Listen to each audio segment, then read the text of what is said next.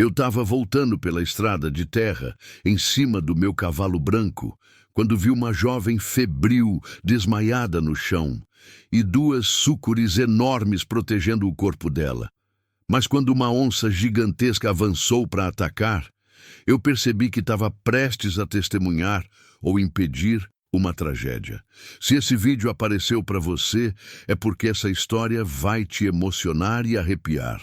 Então já se inscreve no canal se você gosta desse tipo de história e comenta aí de qual cidade você está assistindo. Eu sempre soube que a solidão tinha cheiro. Cheiro de terra seca, de couro velho, de café requentado 3 vezes na mesma caneca esmaltada. A solidão tem peso também. Carrego ela nas costas desde que Maria partiu. Faz uns 5 anos já. 5 anos que parecem 50 quando acordo antes do sol e olho para o lado vazio da cama. Meu nome é João Batista, mas ninguém me chama assim faz tempo. Na redondeza aqui de Goiás, no município de Porangatu, sou só o Batista da fazenda lá do alto. 62 anos nas costas, mãos calejadas que já não dobram direito nas juntas. E um silêncio tão grande dentro de mim que às vezes acho que ele vai me engolir inteiro. A fazenda não é grande, 200 alqueires de pasto, gado magro, cerca velha que vivo consertando. Mas é minha. Foi de meu pai, do pai dele e agora é minha. Embora eu não tenha para quem deixar quando for minha vez de virar pó. Maria e eu nunca tivemos filhos. Tentamos, Deus sabe que tentamos. Mas o ventre dela era seco como essa terra no meio da estiagem. E quando o câncer veio, levou ela num suspiro. 3 meses entre o diagnóstico e o caixão. 3 meses que mudaram tudo. Hoje acordei como sempre acordo, às 4:30 da madrugada, com o galo cantando lá no terreiro. Acendi o lampião, fiz o café no fogão a lenha, comi um pedaço de bolo de fubá que já estava duro. Não sei mais cozinhar direito. Como para não morrer, só isso. O gosto das coisas foi embora junto com ela. Passei a manhã consertando o bebedouro lá no pasto do fundo. O sol nasceu branco, meio embaçado, prometendo calor. As cigarras começaram cedo, aquele zunido constante que parece que vai furar o tímpano. Trabalhei devagar, sentindo o suor escorrer pelas costas, grudando a camisa xadrez no corpo. Minhas mãos tremiam um pouco ao segurar o alicate. A idade chega assim, sorrateira, roubando a firmeza dos gestos. Ao meio-dia, quando o sol já estava a pino e o calor virava uma parede sólida no ar, resolvi voltar para casa. Montei no Fantasma, meu cavalo branco. Ele tem 15 anos, quase a mesma idade que Maria tinha quando nos casamos. É um cavalo manso, obediente, que conhece cada palmo dessa terra tanto quanto eu. Nunca me deu trabalho, nunca recuou de nada, até hoje. A estrada de terra que corta a fazenda é uma linha reta de quase 3 quilômetros. Poeira vermelha, pedras soltas, capim seco nas laterais. De um lado, o pasto.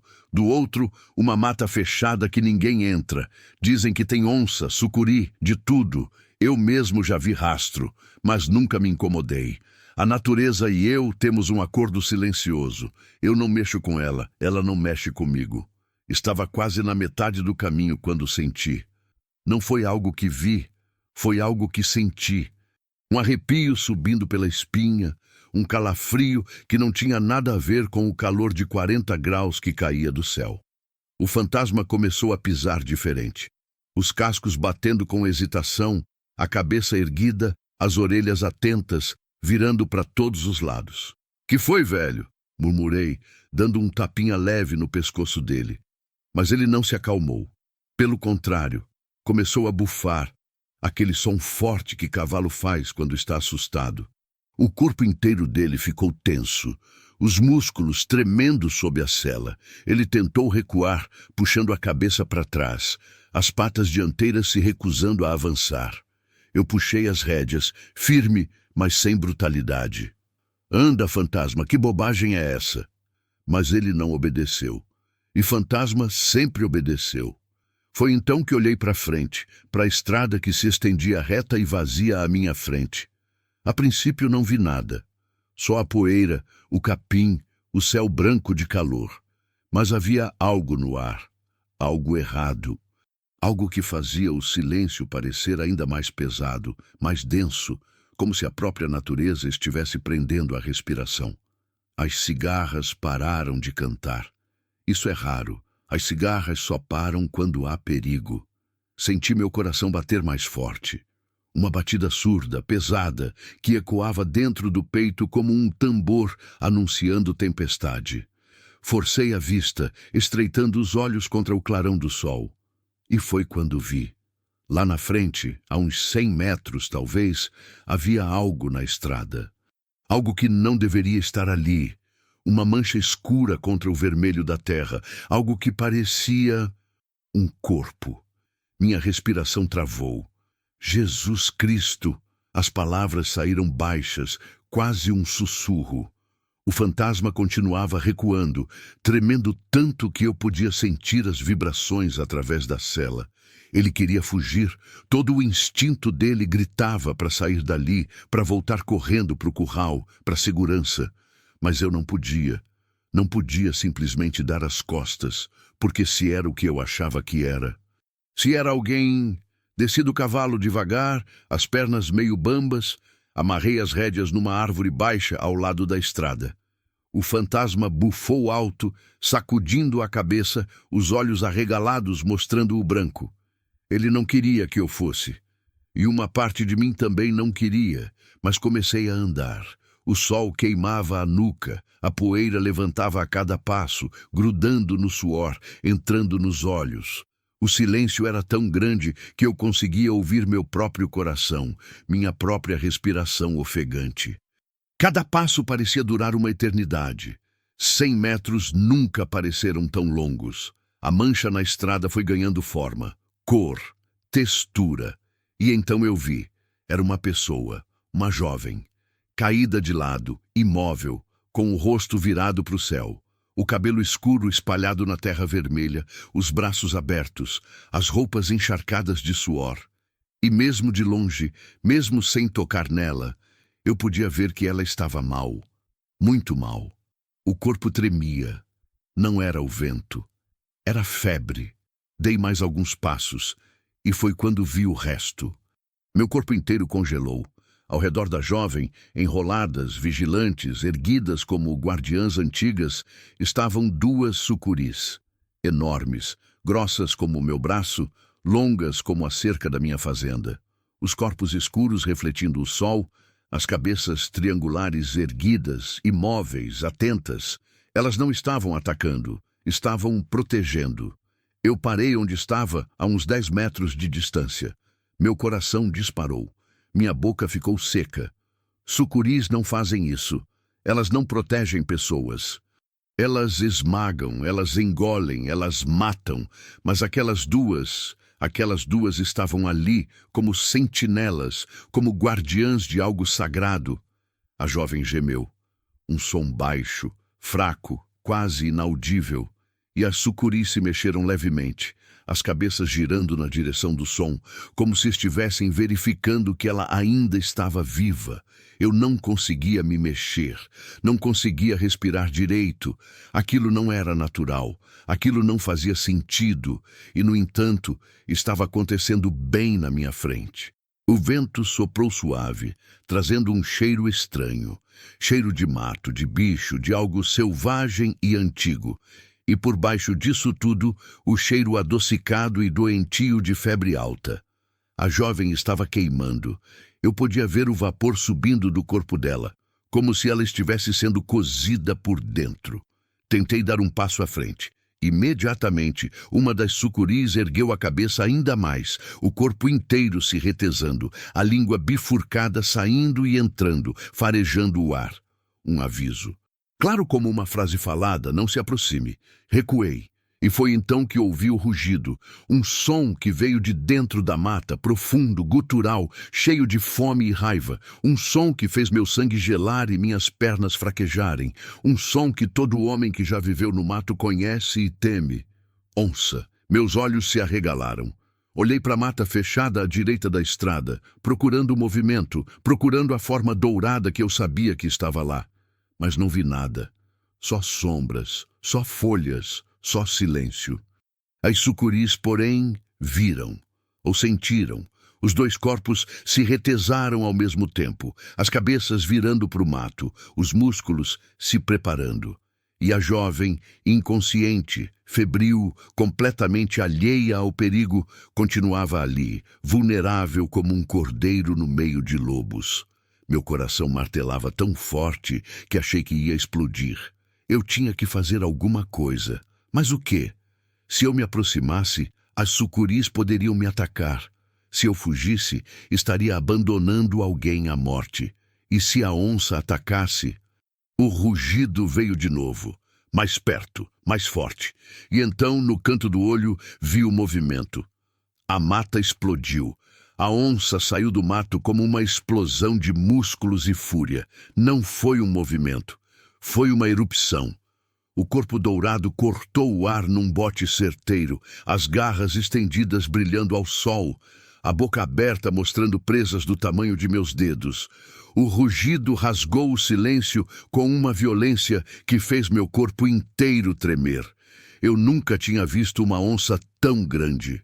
Devia pesar uns 120 quilos, talvez mais.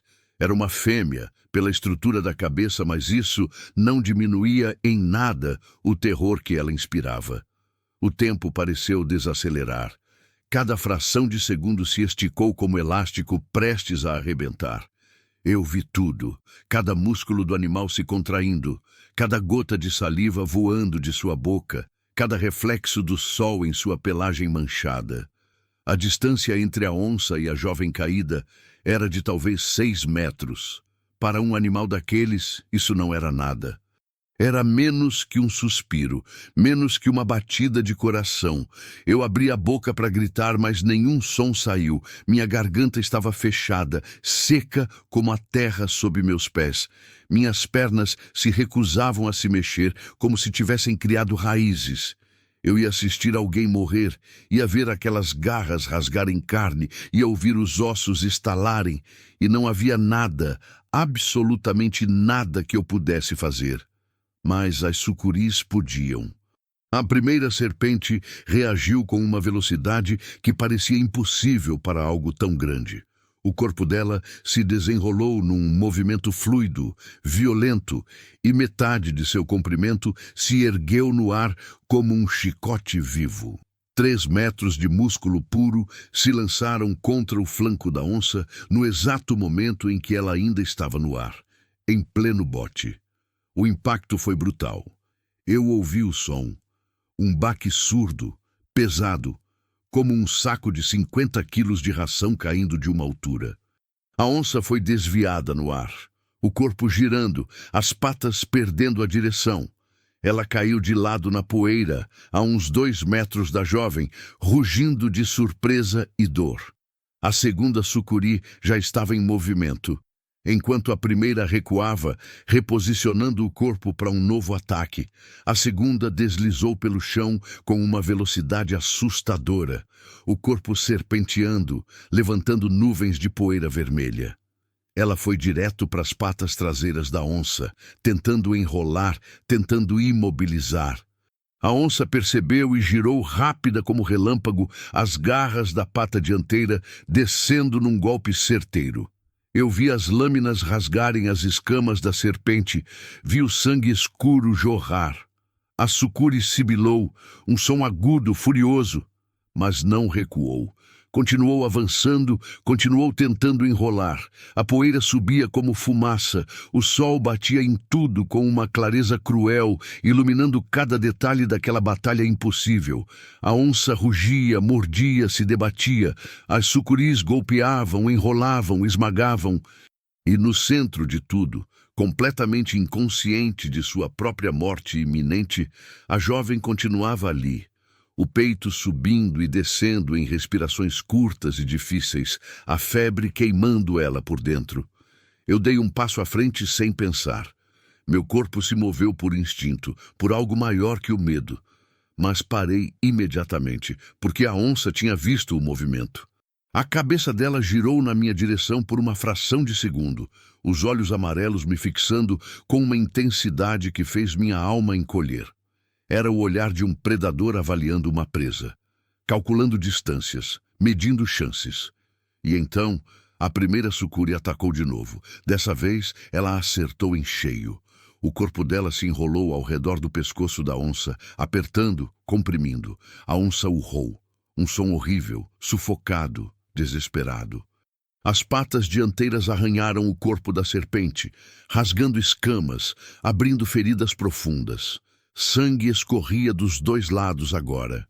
A terra bebia tudo, ficando escura, quase preta. O cheiro de ferro e medo impregnava o ar. A segunda sucuri aproveitou. Com a onça distraída, ela conseguiu finalmente enrolar as patas traseiras do animal. O corpo grosso e musculoso da serpente se apertou como uma morsa viva. Eu ouvi algo estalar. Um osso, talvez uma articulação. A onça berrou de novo, dessa vez com uma nota de pânico misturada à fúria.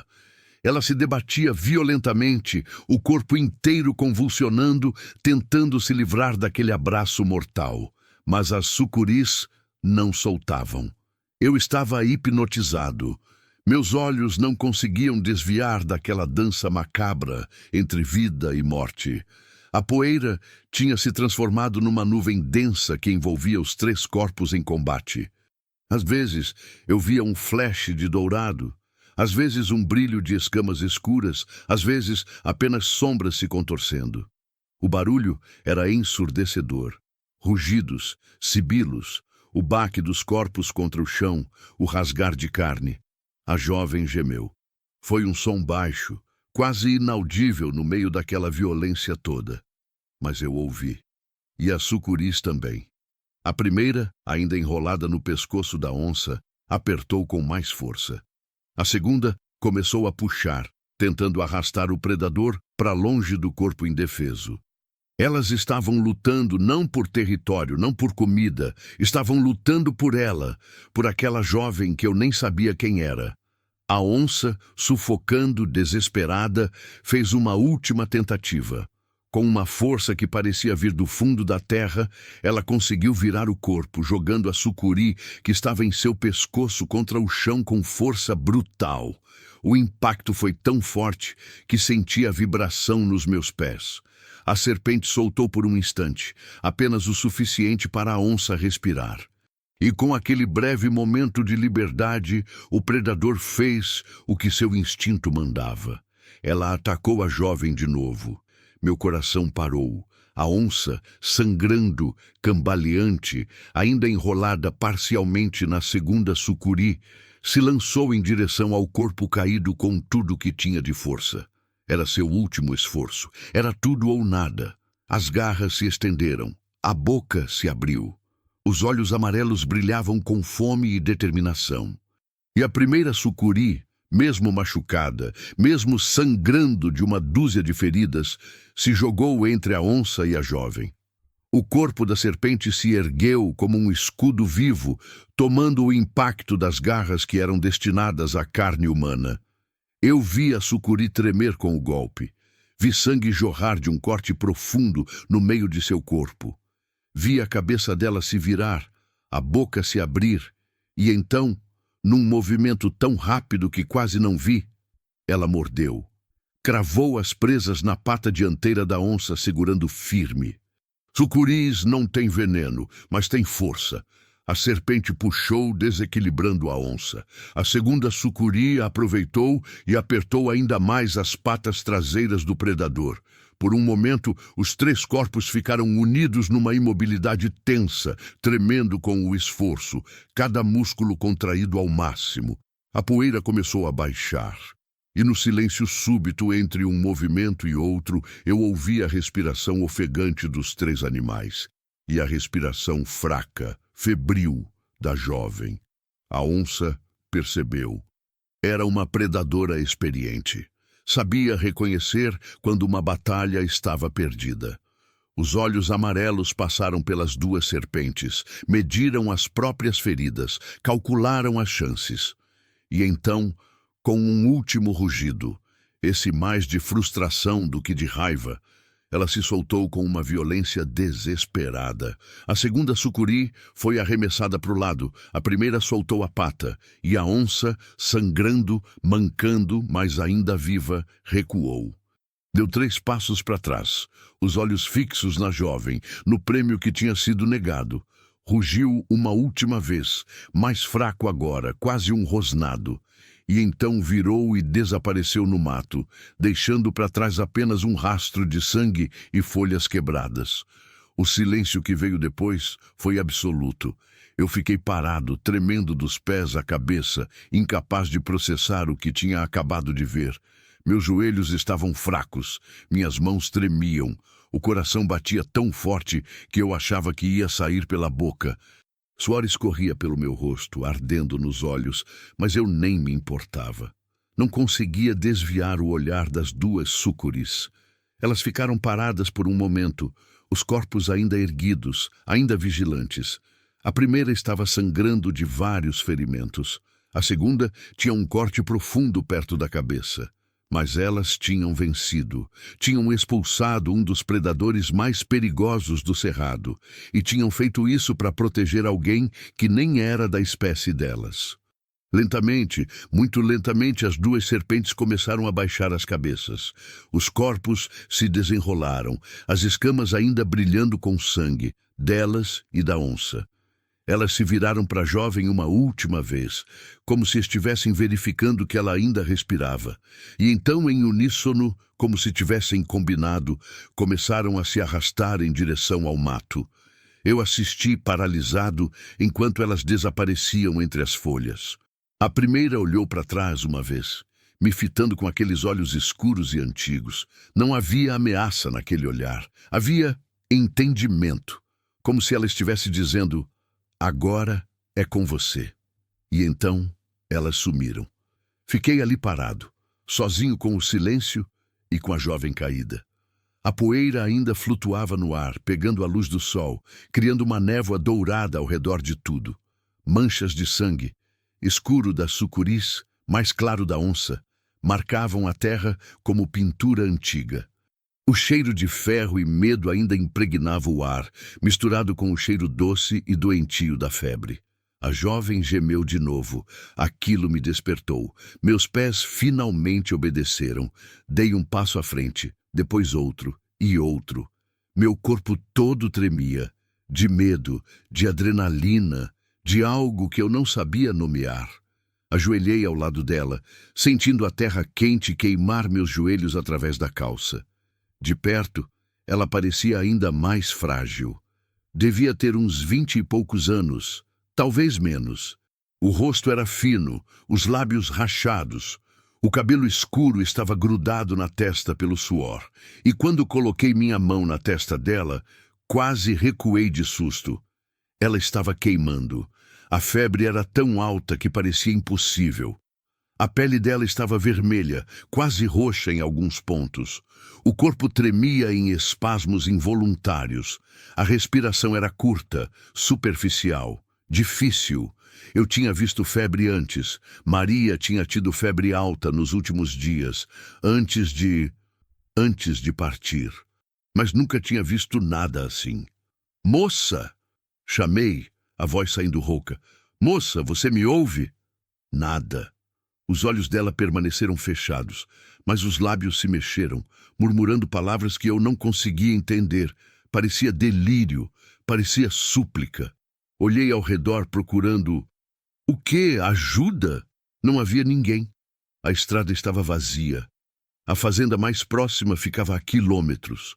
Não havia hospital, não havia médico, não havia nada além de mim, do céu branco de calor e dessa jovem que estava morrendo bem na minha frente. Eu tinha que fazer alguma coisa. Passei os braços por baixo do corpo dela e a levantei. Ela era leve, leve demais, ossos e pele. Dava para sentir as costelas. Quanto tempo ela estava assim? Quanto tempo tinha estado ali, caída naquela estrada, queimando de febre sob o sol? E o que diabos ela estava fazendo ali, sozinha, no meio do nada? Não havia tempo para perguntas. Carregando-a contra o peito, comecei a andar de volta para onde tinha deixado o fantasma. Cada passo era difícil. Meus braços tremiam com o esforço, não pelo peso dela, mas pela adrenalina que ainda corria nas veias, deixando tudo instável. O sol continuava implacável. O suor escorria. A respiração dela contra meu pescoço era quente, irregular, desesperada. O fantasma estava onde eu tinha deixado, ainda amarrado, mas visivelmente assustado. Quando me viu chegando com a jovem nos braços, ele bufou nervoso, os olhos mostrando o branco, mas não tentou fugir. Bom cavalo, cavalo fiel. Calma, velho, murmurei. Calma. Montar com ela nos braços foi difícil, mas consegui. Sentei na sela com ela deitada contra mim, a cabeça dela apoiada no meu ombro. Soltei as rédeas, ajeitei os braços e toquei o fantasma com os calcanhares. Vamos, para casa! Rápido! Ele obedeceu e começamos a galopar. O galope do fantasma levantava nuvens de poeira vermelha que grudavam no suor do meu rosto, entravam nos meus olhos, arranhavam minha garganta. Cada balanço do cavalo sacudia o corpo da jovem contra o meu peito, e eu a segurava com força, com medo de que ela escorregasse, com medo de que parasse de respirar ali mesmo, nos meus braços, antes que eu pudesse fazer qualquer coisa. A febre dela queimava através da minha camisa. Era como segurar brasa viva. O corpo tremia em espasmos constantes, os músculos se contraindo involuntariamente. De vez em quando ela murmurava algo. Palavras desconexas, nomes que eu não conhecia, súplicas que se perdiam no vento. Os lábios rachados se moviam sem parar, como se ela estivesse tendo uma conversa desesperada com alguém que só ela podia ver. O sol já tinha passado do pino. Mas o calor não dava trégua. Devia estar perto dos 40 graus, talvez mais. O céu era uma chapa branca, sem uma única nuvem. O ar vibrava, distorcendo a visão das cercas e árvores ao longe. As cigarras tinham voltado a cantar, aquele zumbido constante que perfurava os ouvidos. Era como se a natureza tivesse voltado ao normal depois daquela batalha surreal, como se nada tivesse acontecido.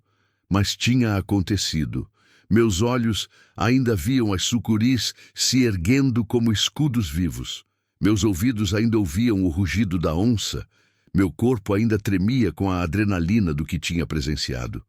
E nos meus braços, queimando, delirando, estava a prova de que nada daquilo tinha sido sonho ou alucinação causada pelo sol. O fantasma galopava com tudo. Eu podia sentir o coração dele batendo acelerado entre minhas pernas, os músculos trabalhando no limite. Ele estava cansado. Já tinha trabalhado a manhã inteira, mas não diminuía o passo. Animais sabem quando algo é urgente. Sabem quando a vida está por um fio. A estrada de terra se estendia à frente, reta e interminável. 3 quilômetros nunca pareceram tão longos. Cada segundo era uma eternidade.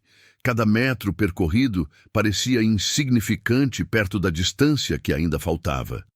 Eu pressionei os calcanhares com mais força nos flancos do fantasma, pedindo mais velocidade, mais esforço. Ele respondeu, o galope ficando ainda mais frenético. A jovem soltou um gemido mais alto, mais agudo. O corpo dela se retesou nos meus braços, as costas arqueando como se ela estivesse sentindo uma dor insuportável. A cabeça caiu para trás, expondo o pescoço fino e pálido. E então ela começou a tremer violentamente, os membros se sacudindo em convulsões. "Aguenta, moça!" Gritei por cima do barulho dos cascos. "Aguenta mais um pouco!" Minha voz saiu desesperada, rouca. Uma parte de mim sabia que ela não podia me ouvir, que estava longe demais, perdida nas profundezas da febre. Mas eu precisava falar. Precisava acreditar que minhas palavras podiam alcançá-la de alguma forma, podiam ser uma corda que a puxasse de volta. As convulsões duraram talvez 20 segundos, mas pareceram horas. O corpo dela se debatia com uma força que não parecia possível vir de alguém tão fraco. Eu a segurei firme, com medo de que ela caísse do cavalo, com medo de machucá-la ainda mais. E então, tão subitamente quanto começaram, as convulsões pararam. O corpo dela ficou mole, pesado, completamente inerte. Por um momento terrível, pensei que ela tinha morrido. Pressionei minha mão contra o pescoço dela, procurando o pulso. Meus dedos tremiam tanto que mal conseguia sentir nada. E então, fraco, irregular, mas ainda ali, senti. O coração dela ainda batia, ainda lutava. Graças a Deus, sussurrei, a voz quebrada. Finalmente, depois do que pareceu uma vida inteira, vi a casa surgir no horizonte. A fazenda não era grande. Casa simples de 3 cômodos, telhado de barro vermelho, paredes caiadas que já precisavam de nova pintura. Tinha um curral, um galpão, uma horta que eu mal cuidava mais. Tudo pequeno, tudo velho, tudo marcado pela ausência de Maria. Mas era abrigo, era proteção, era uma chance. Puxei as rédeas quando chegamos perto da varanda. O fantasma parou imediatamente, os flancos subindo e descendo com a respiração ofegante, espuma branca escorrendo da boca. Ele tinha dado tudo de si. Desmontei com dificuldade, ainda segurando a jovem, quase caindo quando meus pés tocaram o chão. As pernas estavam bambas, fracas, mas não podia parar. Subi os 3 degraus da varanda tropeçando, empurrei a porta com um ombro. Nunca trancava, para quê? Não havia nada que valesse a pena roubar e ladrão não vinha tão longe assim. A porta se abriu rangendo e o cheiro familiar da casa me envolveu. Cheiro de madeira velha, de café requentado, de solidão. Atravessei a sala escura. Apenas um sofá surrado numa mesa, uma estante com alguns livros que nunca mais abri. Passei pela cozinha e entrei no quarto. Meu quarto. O quarto que tinha sido nosso, meu e de Maria, até ela partir. A cama estava desfeita, os lençóis amarrotados. Não via sentido em arrumar algo que ia bagunçar de novo na noite seguinte. Deitei a jovem com cuidado, apoiando a cabeça dela no travesseiro. Ela gemeu baixinho quando o corpo tocou o colchão, os olhos ainda fechados, o rosto contorcido numa expressão de dor. Endireitei as pernas dela, ajeitei os braços. As roupas estavam ensopadas de suor, grudadas no corpo magro. Sapatos velhos, rasgados, sujos de terra. As unhas das mãos estavam quebradas, com sangue seco embaixo. Ela tinha andado muito, tinha sofrido muito. Corri para a cozinha, peguei uma bacia velha debaixo da pia, enchi com água da torneira. A água saiu morna. A caixa ficava no telhado, o sol esquentava tudo. Peguei alguns panos de prato limpos que estavam pendurados. Voltei para o quarto. Sentei na beira da cama, molhei um dos panos, torci para tirar o excesso. E então, com cuidado, comecei a passar o pano molhado na testa dela. A água esquentou quase instantaneamente ao tocar a pele febril. Continuei, passando pelo rosto, pelo pescoço, pelos braços, tentando baixar a febre de alguma forma, tentando trazer ela de volta. Você vai ficar boa, murmurei mais para mim do que para ela. Vai ficar boa, ouviu? Não desiste agora. Mas ela não respondia. Nem um movimento, nem um som. Apenas aquela respiração difícil, superficial e os tremores constantes. Precisava de remédio. Precisava de um médico. Mas o médico mais próximo estava em Porangatu, a quase 60 quilômetros dali. E minha caminhonete estava quebrada fazia 2 semanas, esperando uma peça que eu tinha encomendado, mas que ainda não tinha chegado. O telefone celular não pegava sinal aqui. Nunca pegou. Tinha um telefone fixo na sala, mas servia só para fazer ligações locais, e mesmo assim vivia fora do ar quando chovia. Eu estava sozinho. Sozinho com uma moça morrendo na minha cama, sem ter ideia do que fazer. Levantei, fui até o armário velho no canto do quarto. Abri as portas rangentes e procurei na prateleira de cima onde guardava os remédios. Tinha pouca coisa. Alguns analgésicos vencidos, pomada para dor muscular, um vidrinho de dipirona que tinha sobrado de quando Maria estava doente. Peguei a dipirona. Olhei para a jovem. Como diabos eu ia fazer ela tomar isso se ela estava inconsciente? Voltei para a cozinha, peguei uma colher, despejei uns 2 mililitros do líquido.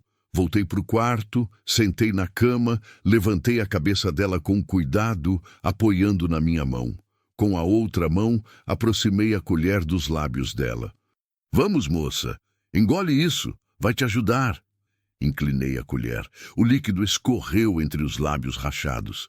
Ela engasgou, tossiu fracamente, mas parte desceu. Repeti o processo mais 2 vezes até acabar a dose. Não era muito, mas era alguma coisa. Era a única coisa que eu tinha.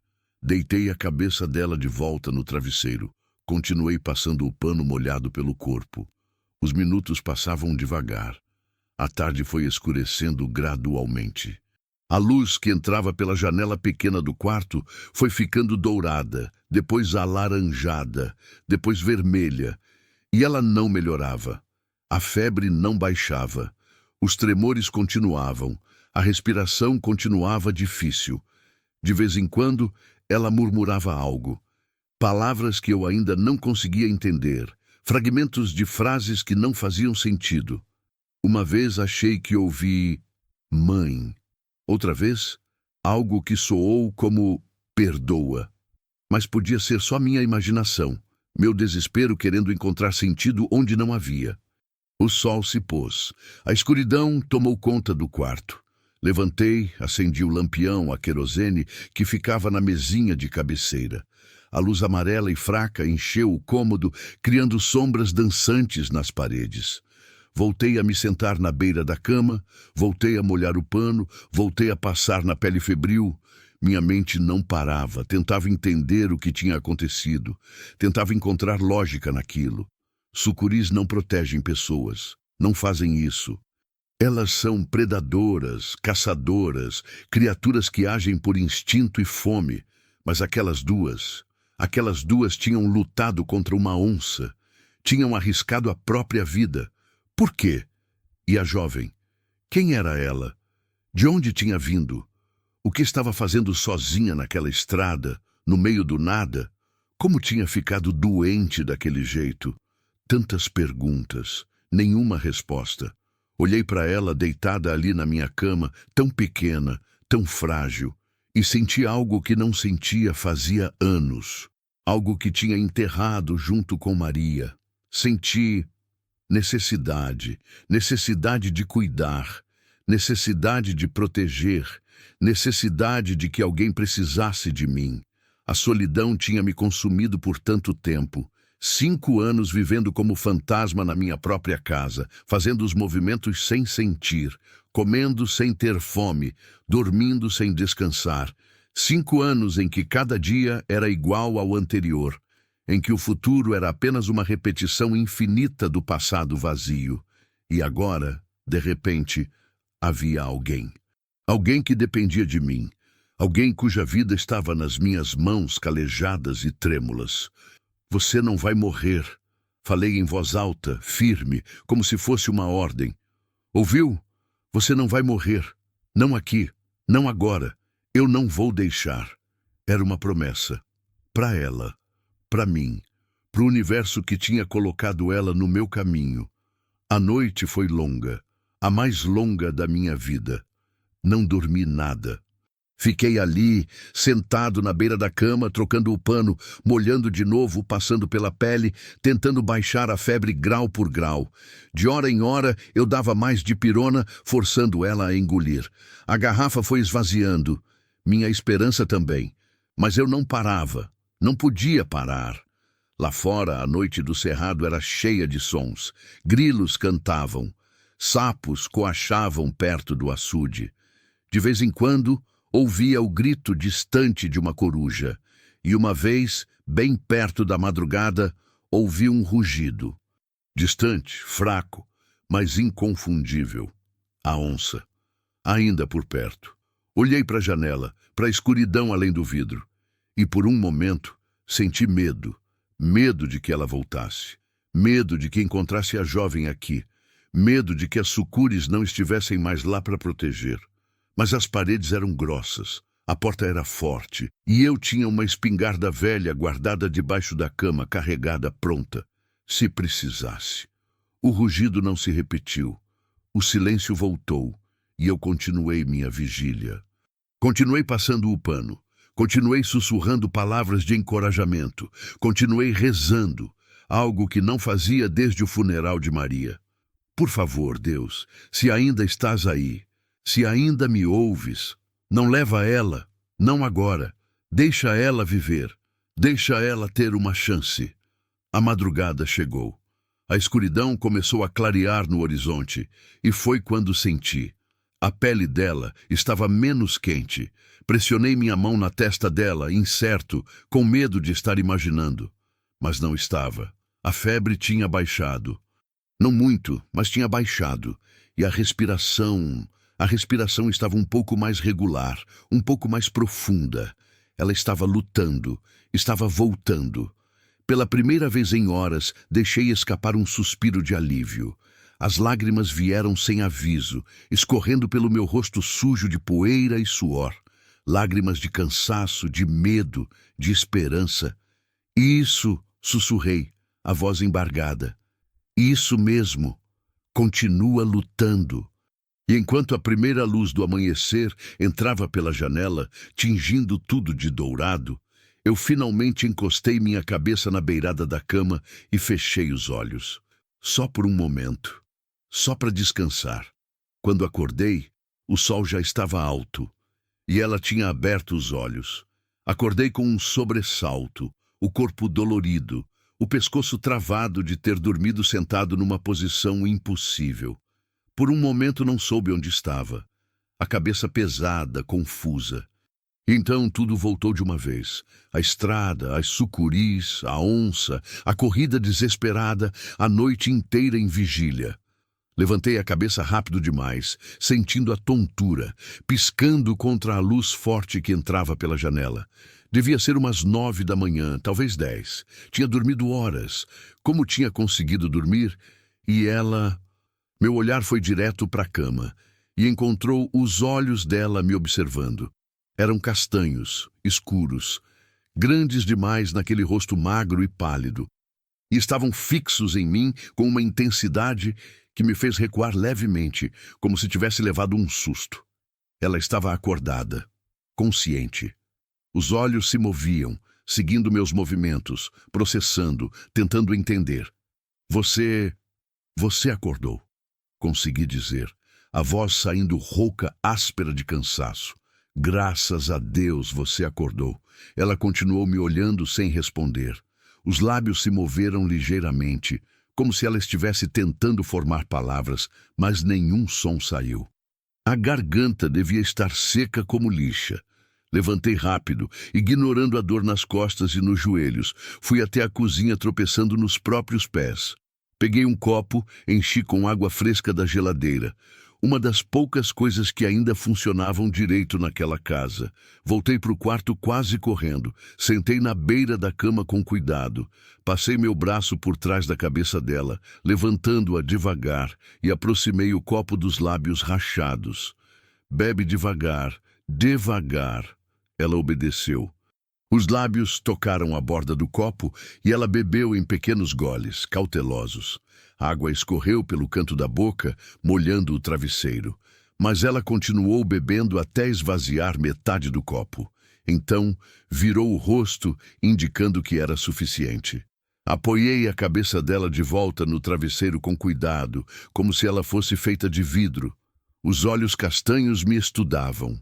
Havia medo neles, confusão. Mas também algo mais, uma cautela instintiva, como um animal ferido tentando decidir se eu era amigo ou ameaça. Você está segura aqui? Falei baixo, mantendo a voz calma, do jeito que se fala com cavalo assustado. Meu nome é João Batista. Essa é minha casa, minha fazenda. Te encontrei ontem na estrada, desmaiada, queimando de febre. Te trouxe para cá. Você está segura agora. Ela continuou em silêncio, apenas me observando. Tentei ler alguma coisa naqueles olhos, algum sinal de que ela estava entendendo, processando. E então, finalmente, os lábios se moveram e saiu um sussurro tão baixo que tive que me inclinar para ouvir.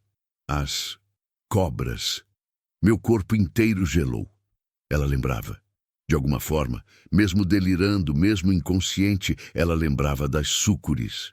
Sim, confirmei, sentindo meu coração acelerar. Havia 2 sucuris, grandes. Elas estavam te protegendo. Nunca vi nada igual. E então veio uma onça e... Protegendo, ela repetiu. A voz ainda um sussurro rouco, mas um pouco mais forte agora. Os olhos se encheram de lágrimas que começaram a escorrer pelas têmporas. Elas me protegeram. Não eram lágrimas de medo. Eram lágrimas de gratidão, de espanto, de algo que eu não conseguia nomear. Ela fechou os olhos com força, o corpo tremendo. Não de febre dessa vez, mas de emoção. Fiquei ali sentado, sem saber o que dizer, sem saber o que fazer.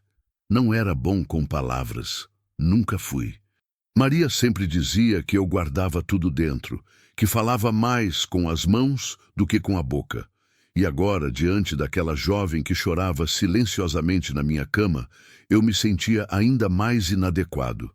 Mas estendi a mão, devagar, e toquei o ombro dela levemente. Apenas um toque, uma confirmação de que ela não estava sozinha. Ela abriu os olhos de novo.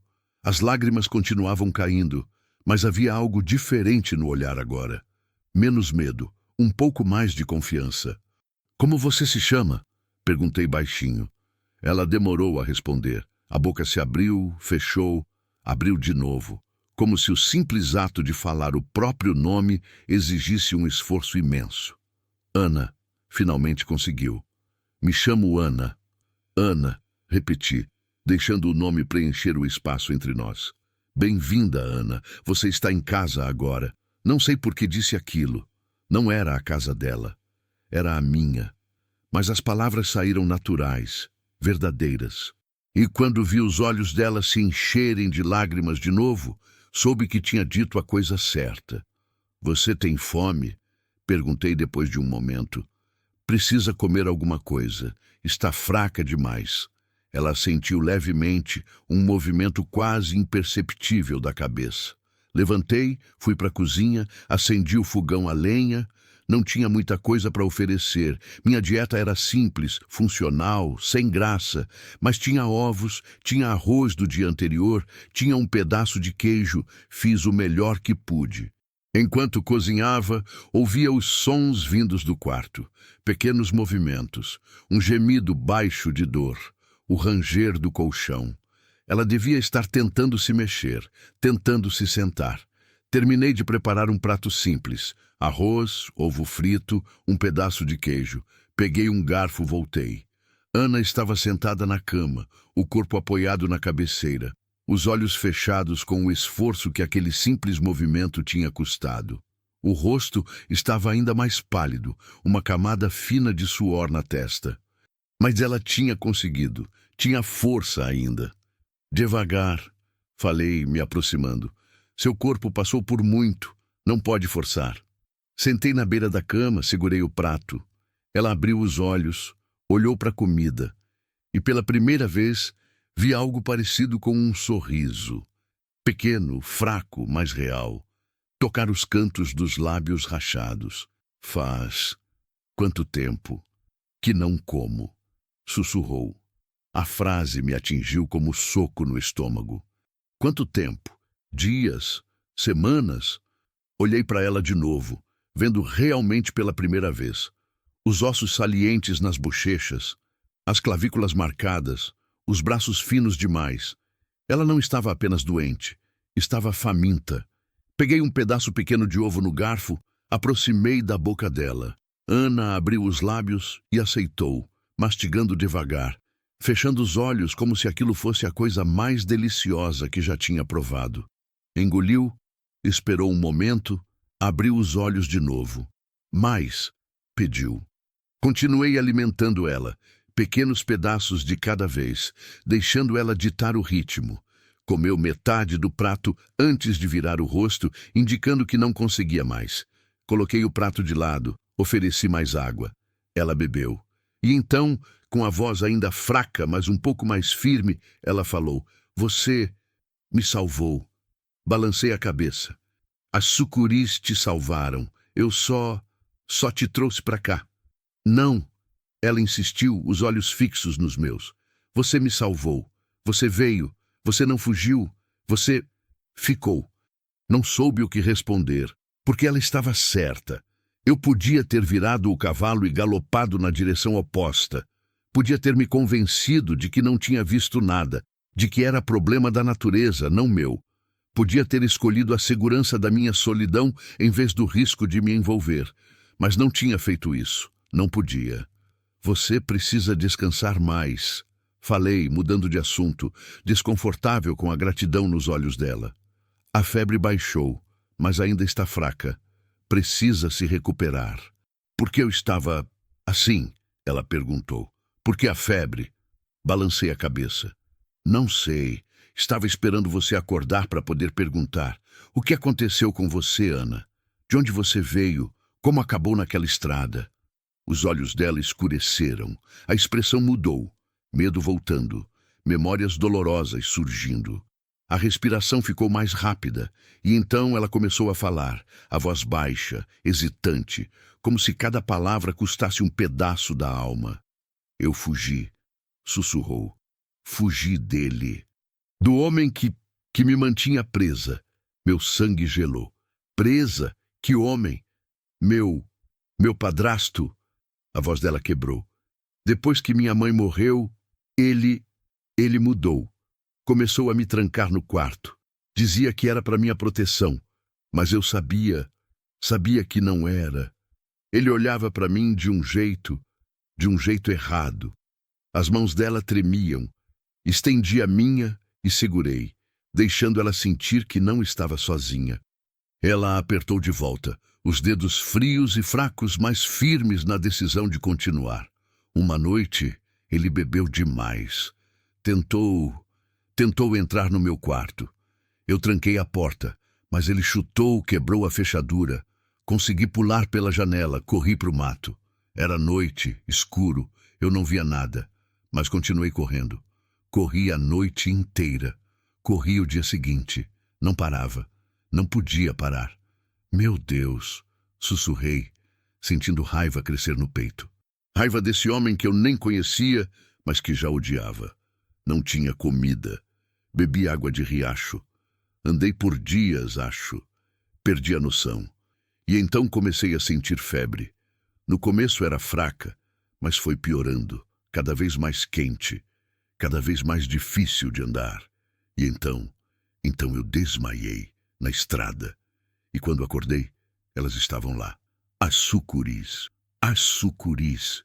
Ela confirmou, os olhos brilhando com algo que parecia reverência. Elas me encontraram, me enrolaram, mas não apertaram. Era como um abraço, e ficaram ali, não sei quanto tempo, horas talvez. Eu entrava e saía da consciência, e toda vez que acordava, elas estavam lá, protegendo. Fiquei em silêncio, processando, tentando entender algo que estava além da compreensão. Sucures não fazem isso, não protegem, não cuidam, mas tinham feito. Tinham ficado ali, guardando uma jovem indefesa, até que alguém pudesse ajudar, até que eu chegasse. E a onça? Perguntei. Você viu a onça? Ela balançou a cabeça. Só ouvi. Um rugido.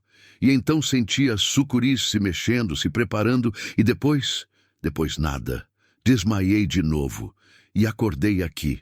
Olhei para ela, para essa jovem frágil que tinha sobrevivido ao impossível, que tinha fugido de um monstro, atravessado o mato sozinha, enfrentado febre, fome, desidratação, que tinha sido protegida por criaturas que não deveriam proteger, e que agora estava aqui, na minha cama, na minha casa, dependendo de mim. Ele vai me procurar, ela disse de repente, a voz cheia de medo. Meu padrasto, ele não vai desistir. Ele vai... Não, cortei, firme. Não vai, porque você está aqui agora, e enquanto estiver aqui, ninguém vai te machucar. Ninguém. Mas o Senhor não entende. Ele é... Não importa quem ele é. Interrompi de novo. Você está sob minha proteção agora, e eu não entrego ninguém para monstro. Nunca entreguei. Nunca vou entregar. Os olhos dela se encheram de lágrimas de novo. Mas dessa vez eram lágrimas de alívio, de esperança. Ela apertou minha mão com mais força. Por quê? Sussurrou. Por que está fazendo isso por mim? Nem me conhece. Olhei para ela, para aqueles olhos castanhos cheios de dor e medo e esperança. E senti algo dentro de mim que tinha estado morto por 5 anos começar a se mexer. Uma fagulha, pequena, fraca, mas real. Porque falei devagar, escolhendo as palavras com cuidado. Tem coisas nessa vida que a gente não escolhe. A gente não escolhe quem encontra no caminho. Não escolhe quem precisa de ajuda. Mas a gente escolhe o que faz com isso. E eu escolho te ajudar. Ela assentiu, as lágrimas escorrendo livre agora. E então, para minha surpresa, ela puxou minha mão e pressionou contra o rosto, segurando ali, como se aquele toque fosse âncora que a mantinha no mundo. Ficamos assim por um tempo, em silêncio, o sol entrando pela janela, iluminando o quarto empoeirado, o som distante das cigarras lá fora, o cheiro de terra e café velho, e entre nós algo novo crescendo, uma conexão, um propósito, uma razão para continuar. Descansa agora, falei finalmente gentil. Você está segura, eu vou ficar aqui. Não vou deixar nada te acontecer. Promete? Ela sussurrou, já fechando os olhos, o cansaço vencendo. Prometo. E enquanto ela deslizava de volta para o sono, dessa vez um sono tranquilo, reparador, eu continuei ali sentado, segurando a mão dela, montando guarda. Porque pela primeira vez em 5 anos eu tinha algo para proteger, alguém que precisava de mim. E isso mudava tudo. Lá fora o dia continuava, o sol queimava, as cigarras cantavam, a vida seguia seu curso implacável. Mas dentro daquela casa, dentro daquele quarto, algo tinha mudado, algo tinha começado. Os 3 dias seguintes passaram numa rotina estranha e reconfortante ao mesmo tempo. Eu que tinha vivido sozinho por tanto tempo, que tinha esquecido como era ter alguém para cuidar, agora me via contando as horas pelo ritmo de outra pessoa. Ana dormia muito, o corpo dela precisava. Acordava algumas vezes durante o dia, comia um pouco, bebia água, falava poucas palavras e voltava a dormir. Eu não me afastava muito. Fazia o necessário na fazenda, alimentava o gado, consertava a cerca, cuidava do fantasma. Mas sempre voltava rápido, sempre verificava se ela estava bem, se a febre não tinha voltado, se estava respirando tranquila. À noite, eu dormia no sofá da sala, deixando o quarto para ela. Não era confortável, mas não me importava. Na manhã do 3º dia, acordei com um cheiro que não sentia fazia anos. Cheiro de comida de verdade sendo preparada. Levantei rápido demais, zonzo de sono, e fui para a cozinha tropeçando. Ana estava lá, de pé em frente ao fogão, mexendo algo numa panela. Usava uma das minhas camisas velhas, enorme nela, caindo até os joelhos, e estava descalça. O cabelo escuro que eu tinha ajudado a lavar no dia anterior caía solto nas costas. Ela ainda estava magra, pálida, fraca, mas estava em pé, estava cozinhando. Você não devia estar levantada, falei, a voz ainda rouca de sono.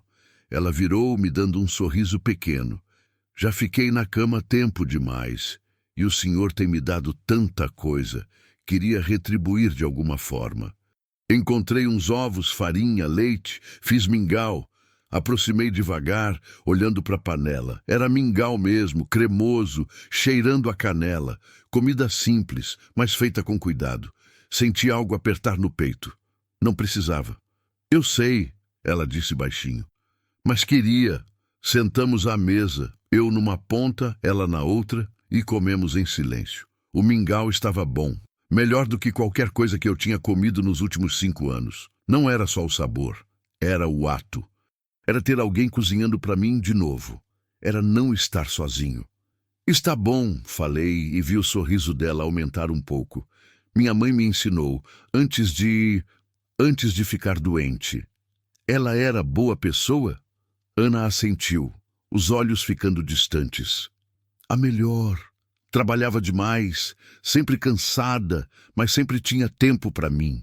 Sempre me protegia. Quando ela se foi como se o mundo tivesse acabado. Sei como é, sussurrei. Ela me olhou curiosa. O senhor perdeu alguém também? Minha esposa. Maria. Faz 5 anos. Sinto muito. Balancei a cabeça, engolindo o nó na garganta. A vida continua. É o que dizem, né? Mas nem sempre a gente quer que continue. Ficamos em silêncio por um momento. Depois Ana perguntou: o senhor tem filhos? Não, nunca conseguimos. E agora? Agora não tem mais ninguém. Só eu e essa terra. Deve ser solitário. É, admiti. Mas a gente se acostuma, ou pelo menos tenta. Ela segurou minha mão por cima da mesa. Um gesto simples, mas que me pegou de surpresa.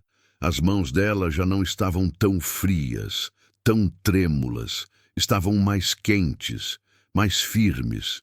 Obrigada, ela disse, por tudo, por me acolher, por não fazer perguntas demais, por simplesmente estar aqui. Não tem que agradecer. Tenho sim. O senhor não tinha obrigação. Podia ter me levado para a cidade, me deixado num hospital, voltado para sua vida. Mas não fez isso. Ficou. Olhei para ela, para os olhos castanhos que não tinham mais tanto medo quanto 3 dias atrás. E vi gratidão, sim, mas vi algo mais. Algo que me assustou um pouco. Vi confiança, vi apego, vi alguém começando a criar raízes. E eu não sabia se estava pronto para isso. Tarde daquele dia, eu estava consertando a cerca do Pasto Norte quando ouvi o barulho de motor ao longe.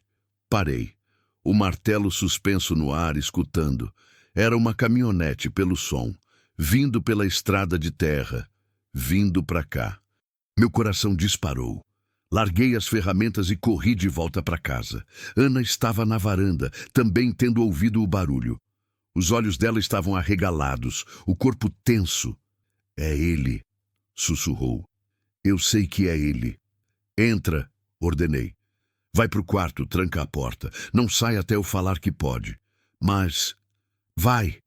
Ela obedeceu, correndo para dentro. Ouvi a porta do quarto bater, a chave girando na fechadura. Respirei fundo, tentando acalmar o coração. Fui até o galpão, peguei a espingarda velha que ficava pendurada na parede, verifiquei. Estava carregada, voltei para a varanda e esperei. A caminhonete apareceu na curva, levantando poeira. Era velha, branca, amassada em vários lugares. Parou em frente à casa com um solavanco. O motor morreu, a porta do motorista se abriu. O homem que saiu era grande, mais alto que eu, mais largo. Devia ter uns 40 e poucos anos, barriga saliente, barba mal feita, camisa suada grudada no corpo. Os olhos eram pequenos, escuros, inquietos, e quando me viram, se estreitaram. Boa tarde, ele disse, a voz grossa. Desculpa incomodar. Não respondi. Só segurei a espingarda um pouco mais firme, deixando claro que ele não era bem-vindo. Ele notou a arma, mas não pareceu intimidado. Deu alguns passos para frente, parando no pé da escada da varanda. Tô procurando uma moça. Minha enteada. Fugiu de casa faz uns dias. Achei que o senhor podia ter visto ela por aqui. Não vi ninguém. Tem certeza? Ele insistiu, os olhos vasculhando a casa atrás de mim. Ela é jovem, cabelo escuro, magra. Deve estar precisando de ajuda. Tá doente. Já disse que não vi. Ele deu mais um passo, subindo o primeiro degrau. Ergui a espingarda, apontando para o peito dele. Ele parou. Não chegue mais perto. Calma, velho. Ele ergueu as mãos, mas o tom era de escárnio, não de medo. Só tô procurando minha família. Tenho direito a isso. Se ela fugiu, foi porque tinha motivo. Os olhos dele brilharam perigosos. Isso não é da sua conta. Ela é menor de idade. É minha responsabilidade. E se o senhor está escondendo ela, está cometendo crime. Não estou escondendo ninguém. E mesmo que tivesse, preferia cometer crime do que entregar alguém para quem ela está fugindo. Ele riu, um som baixo, desagradável. Ela contou mentiras para você, foi? Disse que eu sou monstro. É assim que funciona com adolescente, velho. Inventam história, dramatizam tudo. Ela só tá rebelde. Mas é minha filha, e eu vou levar ela de volta. Não vai, porque ela não tá aqui. Ficamos nos encarando. Eu com a espingarda firme apontada para ele. Ele com os olhos cheios de raiva mal contida. O silêncio se esticou, pesado, perigoso. Finalmente, ele recuou um passo. Tudo bem, disse a voz fria agora. Se o senhor diz que ela não tá aqui, vou ter que acreditar. Mas vou voltar. Vou procurar em toda a fazenda dessa região. E quando eu encontrar ela... Ele fez uma pausa significativa. Vou lembrar de quem tentou atrapalhar. Saia da minha propriedade. Ele cuspiu no chão, virou as costas e voltou para a caminhonete. Entrou, ligou o motor. Mas antes de partir, abriu a janela e gritou. Ela é minha! Ouviu? Minha! E ninguém vai ficar entre mim e o que é meu. Acelerou, fazendo a caminhonete dar meia volta num guincho de pneus. E então foi embora, deixando apenas poeira e ameaça no ar. Fiquei ali parado por um longo tempo, a espingarda ainda nas mãos, o coração ainda disparado. Só quando a poeira baixou completamente, quando o som do motor sumiu ao longe, é que abaixei a arma. Entrei na casa, fui até o quarto, bati na porta. Ana, sou eu. Pode abrir. Ouvi a chave girando. A porta se abriu devagar. Ana estava do outro lado, branca como papel, tremendo. Quando me viu, se jogou para frente, me abraçando com força desesperada. Era ele. Ela soluçou contra meu peito. Era ele. Eu ouvi a voz dele. Ele vai voltar, ele não vai desistir. Ele... Calma. Segurei ela firme, deixando ela desabar. Calma. Eu não deixei ele entrar. Não deixei ele te ver. Mas ele volta. Ele sempre volta. Ele não desiste nunca. Então eu vou estar aqui. E da próxima vez que ele vier, vai receber a mesma resposta. Ela se afastou um pouco, me olhando com os olhos vermelhos de chorar. Por que está fazendo isso? Por que está me protegendo dele? Ele pode te machucar. Pode. Porque é o certo, respondi simplesmente. E porque ninguém merece viver com medo. Ninguém. Ela me abraçou de novo. E eu deixei. Deixei ela chorar. Deixei ela desabar. Deixei ela sentir que ali, naqueles braços velhos e cansados, ela estava segura. Mas dentro de mim a preocupação crescia, porque eu sabia que homens como aquele não desistiam, não paravam. E quando voltasse, não se, mas quando, ia ser pior, muito pior. A semana que se seguiu foi marcada por uma tensão silenciosa que pairava sobre a fazenda como nuvem de tempestade que nunca descarrega. Eu dormia pouco, acordava com qualquer barulho diferente. O latido de um cachorro ao longe, o vento batendo na janela, o ranger de madeira velha. Passei a manter a espingarda sempre por perto, carregada, pronta. De noite, antes de dormir, eu trancava todas as portas, algo que nunca tinha feito em 62 anos de vida. Ana também mudou. O medo tinha voltado aos olhos dela, mais presente, mais intenso. Ela não saía de casa sozinha, ficava sempre olhando pela janela, sobressaltando com qualquer som inesperado. À noite, eu a ouvia acordar gritando, pesadelos que a faziam reviver coisas que eu nem conseguia imaginar. Eu ia até o quarto, acendia o lampião, sentava na beira da cama e ficava ali até ela voltar a dormir. Me desculpa, ela sussurrava toda vez. Não queria te acordar. Não se desculpa, eu respondia. Pesadelo não é escolha, mas aos poucos, entre o medo e a tensão, algo mais começou a crescer, algo que eu não esperava. Ana começou a se integrar à rotina da fazenda. Acordava cedo, fazia café antes de mim, preparava comida de verdade. Arroz temperado, feijão com toucinho, bolo de fubá que não ficava duro. Ela lavava roupa, varria a casa, regava a horta abandonada que começou a mostrar sinais de vida de novo. E conversava. Deus, como ela conversava. Depois de 5 anos de silêncio, de viver só com meus próprios pensamentos, de repente eu tinha alguém perguntando como foi meu dia, contando histórias da infância dela, rindo de coisas pequenas. A casa tinha voltado a ter som, tinha voltado a ter vida. Uma tarde eu estava no curral consertando o coxo quando ela apareceu, com 2 copos de limonada. Sentou na cerca ao meu lado, me ofereceu um. Bebemos em silêncio, ouvindo as cigarras, sentindo o calor do sol começar a diminuir com a chegada do fim de tarde. Gosto daqui, ela disse de repente. Olhei para ela. Da fazenda? De tudo. Do silêncio, do cheiro de terra, dos sons dos bichos à noite, da forma como o tempo passa mais devagar. Ela fez uma pausa. E de você? Senti meu rosto esquentar. Não estava acostumado com esse tipo de conversa. Eu sou só um velho calejado. Você é um homem bom. Ela corrigiu, me olhando direto. Um homem que me salvou sem me conhecer, que me protege sem pedir nada em troca, que me trata com respeito, com cuidado, como se eu importasse. Você importa. Para você, talvez, mas para o resto do mundo, ela balançou a cabeça. Minha vida inteira fui só um peso.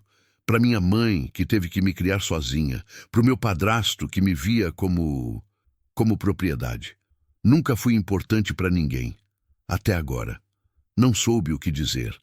As palavras nunca vinham fácil para mim. Então apenas coloquei minha mão sobre a dela. Ela entrelaçou os dedos nos meus. Eu queria ficar, ela sussurrou. Se você deixar.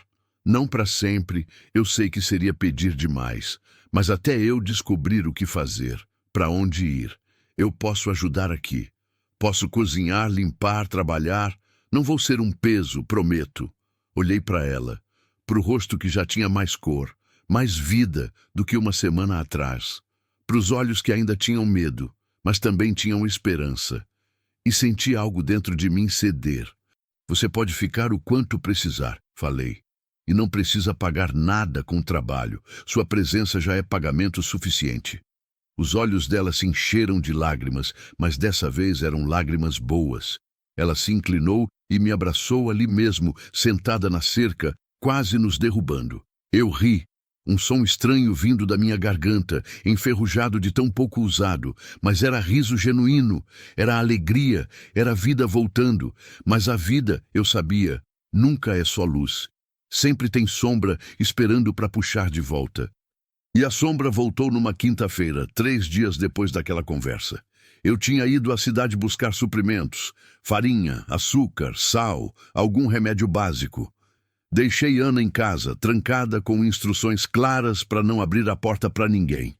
A caminhonete, finalmente consertada, fez o trajeto de ida e volta em 4 horas. Quando voltei, já estava escurecendo. As primeiras sombras da noite se alongavam pela estrada de terra. Parei a caminhonete em frente à casa e logo vi que algo estava errado. A porta da frente estava entreaberta. Meu sangue gelou. Desci rápido, peguei a espingarda do banco, corri até a varanda. Empurrei a porta completamente e entrei. A sala estava revirada, cadeiras tombadas, a mesa virada, cacos de louça no chão. E sangue.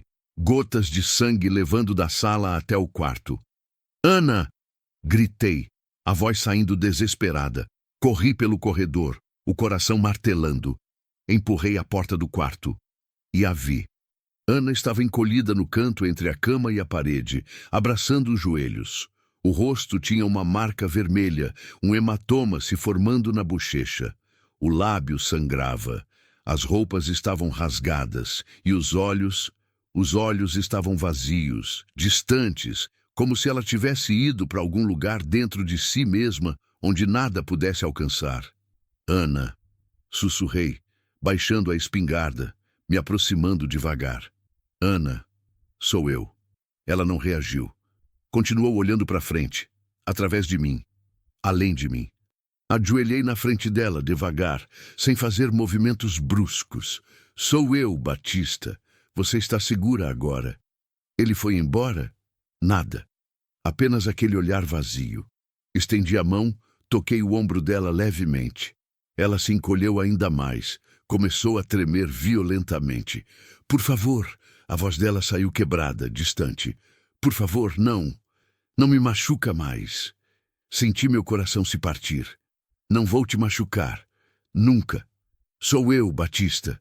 Lembra? Você está em casa. Está segura. Levou tempo. Muito tempo. Mas aos poucos, o foco voltou aos olhos dela. Ela me viu. Realmente me viu. E então desabou, se jogando nos meus braços, soluçando com uma intensidade que fez seu corpo inteiro convulsionar.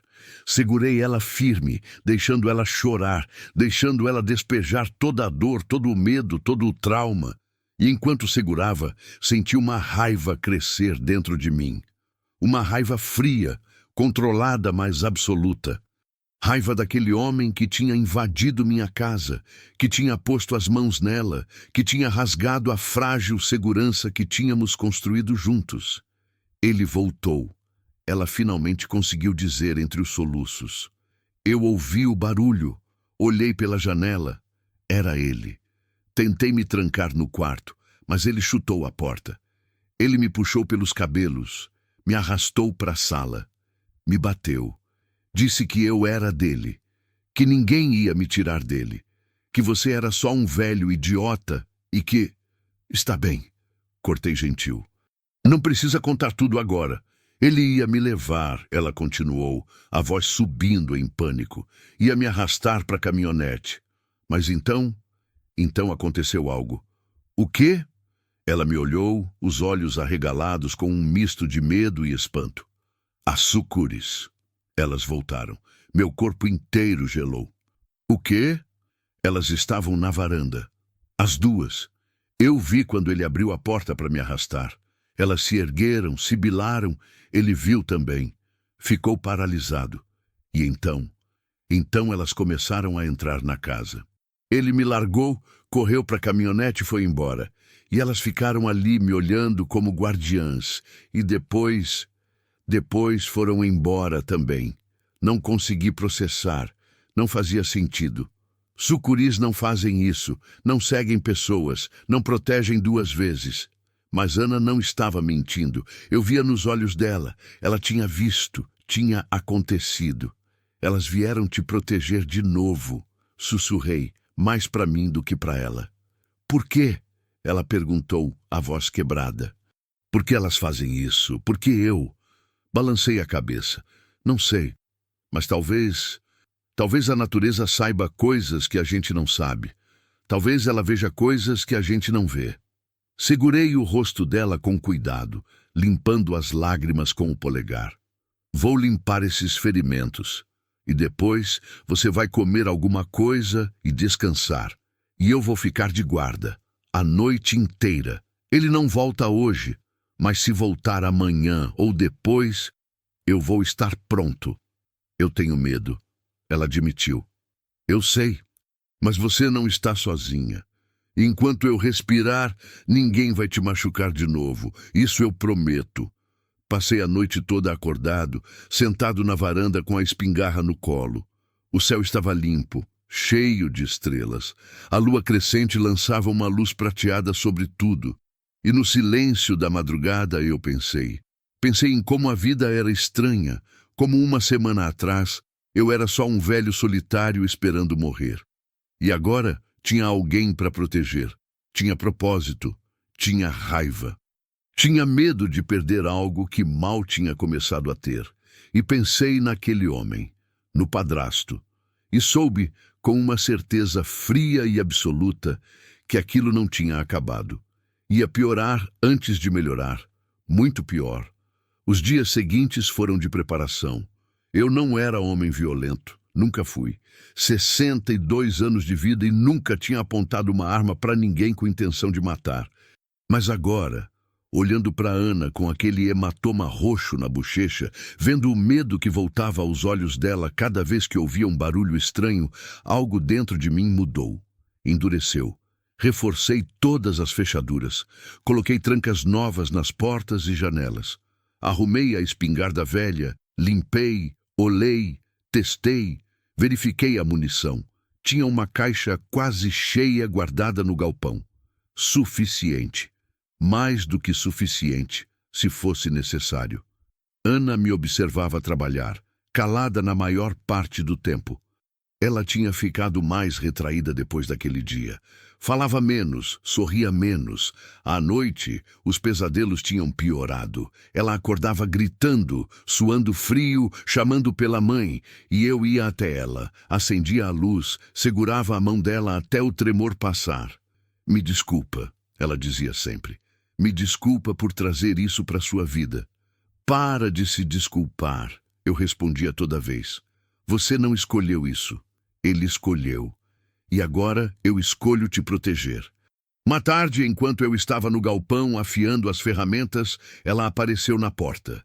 Ficou ali parada, apoiada no batente, me observando em silêncio. Quando notei, parei de trabalhar. Precisa de alguma coisa? Ela balançou a cabeça, mas não saiu. Apenas continuou me olhando com uma expressão que eu não conseguia decifrar completamente.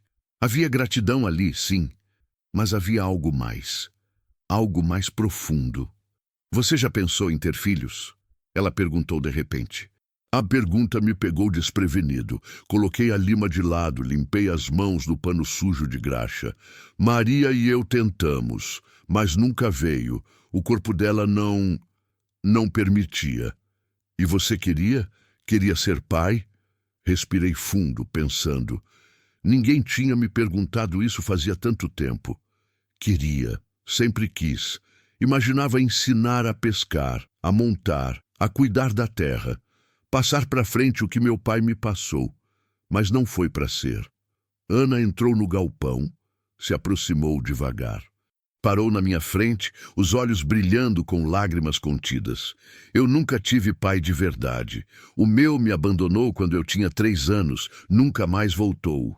E o homem que minha mãe casou, ele nunca foi pai, foi prisão.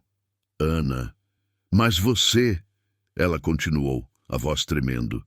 Você me trata do jeito que eu sempre imaginei que um pai trataria uma filha. Com cuidado, com respeito.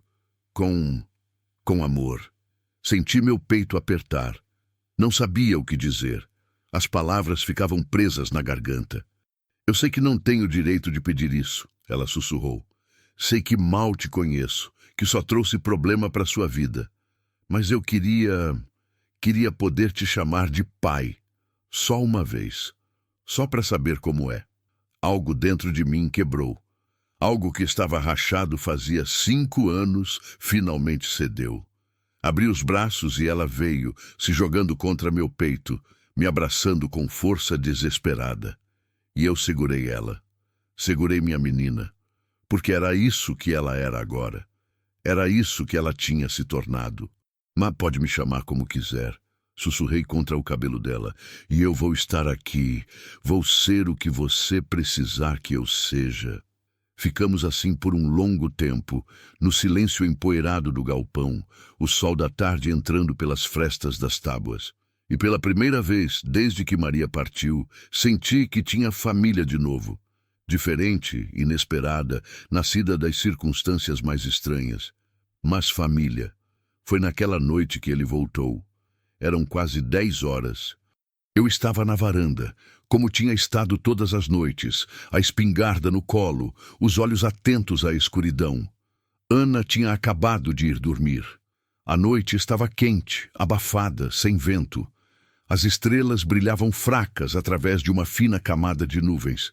E então ouvi o som de motor, não na estrada principal, mas vindo do pasto. Ele tinha entrado por outra parte da propriedade, pela cerca velha que eu sabia que estava quebrada em alguns pontos.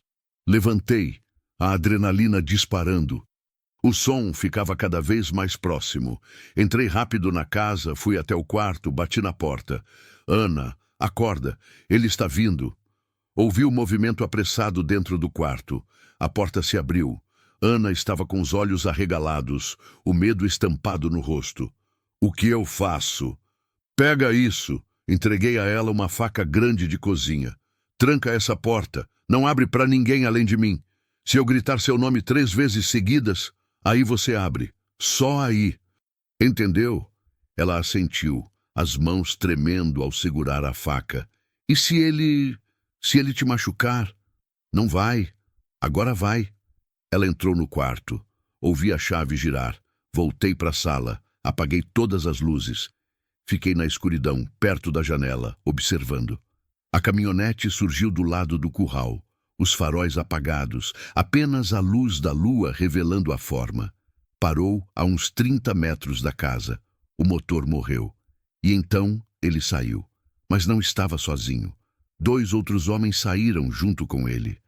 Grandes, largos, com cara de quem estava acostumado com briga. Um deles carregava um pedaço de cano. O outro tinha algo na cintura. Faca, provavelmente.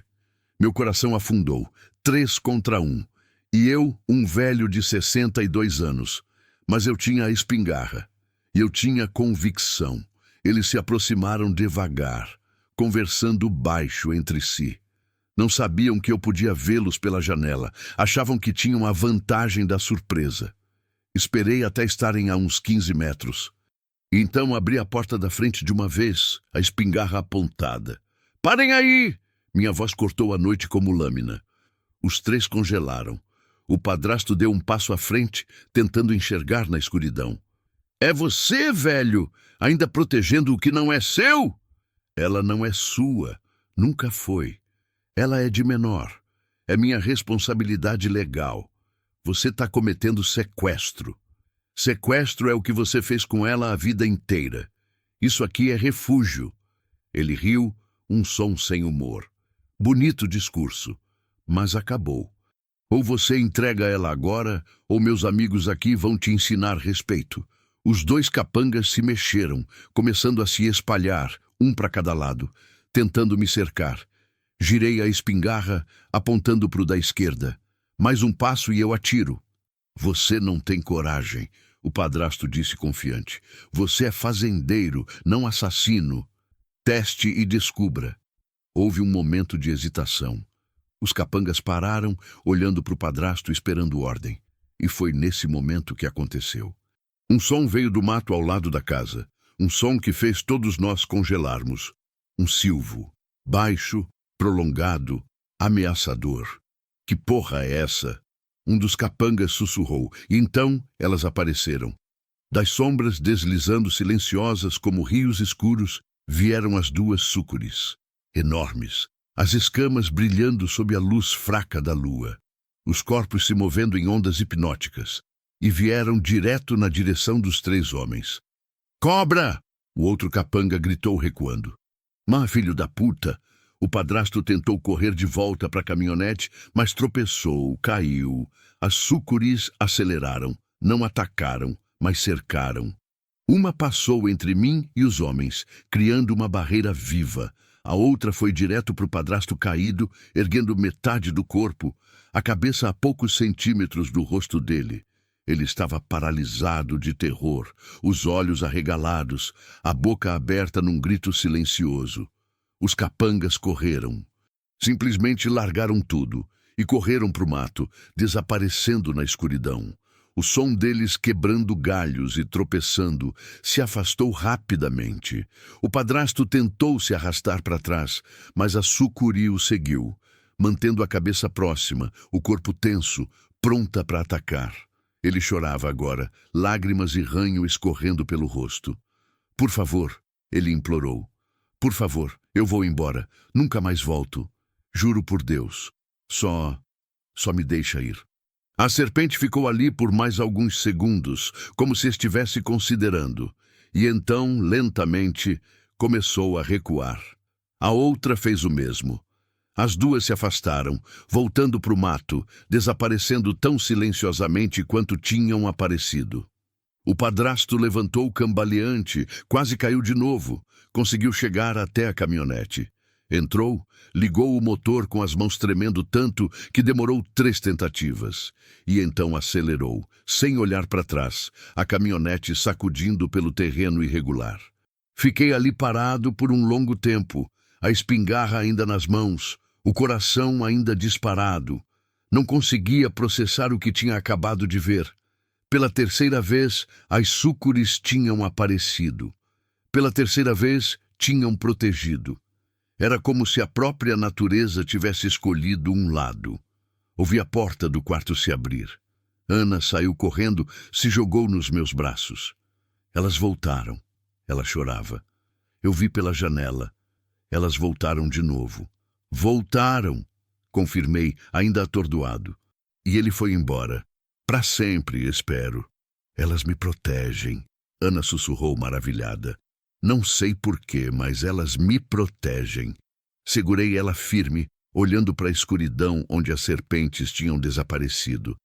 E pela primeira vez, deixei entrar na minha cabeça um pensamento que parecia absurdo, impossível, mas que de alguma forma fazia sentido. Talvez Ana fosse especial. Talvez houvesse algo nela que chamava a proteção da natureza. Algo puro, algo que precisava ser preservado. E as sucuris, criaturas antigas guiadas por instintos que humanos não podiam compreender, sabiam disso. Sabiam que ela valia a pena proteger. E eu, um velho fazendeiro solitário, tinha sido escolhido para ser parte dessa proteção também. Vem, falei gentil. Vamos entrar. Acho que essa noite, finalmente, você vai conseguir dormir em paz. E enquanto entrávamos na casa, fechando a porta contra a noite e seus mistérios, senti algo que não sentia fazia anos. Senti que estava no lugar certo. No momento certo, fazendo a coisa certa, e que talvez, só talvez, a vida ainda tivesse muito para me dar. As semanas que se seguiram trouxeram uma paz que eu não conhecia fazia muito tempo. O padrasto não voltou, e eu sabia no fundo que não voltaria mais. Não depois daquilo. Não depois de ter olhado nos olhos de uma súcure gigante e sentido a própria morte respirando no seu rosto. Homens como ele eram covardes no fundo. Só tinham coragem quando a vítima era mais fraca, mais vulnerável. Mas diante da natureza selvagem, diante de algo que não podia ser intimidado ou controlado, eles mostravam o que realmente eram. A fazenda começou a mudar. Ou talvez fosse eu que estava mudando, e isso se refletia em tudo ao redor. A horta que Maria tinha plantado anos atrás e que eu deixara morrer, voltou à vida sob os cuidados de Ana. Tomates vermelhos e gordos começaram a aparecer. Alface, couve, cebolinha. As galinhas que eu mal alimentava direito agora botavam ovos todos os dias, porque Ana cuidava delas com carinho, conversava com elas como se fossem amigas. A casa tinha cheiro diferente também. Não mais aquele cheiro de mofo e solidão, mas cheiro de comida sendo preparada, de roupa lavada secando no varal, de flores que Ana colhia no campo e colocava em jarros improvisados pela sala. Eram pequenas coisas, mas transformavam tudo.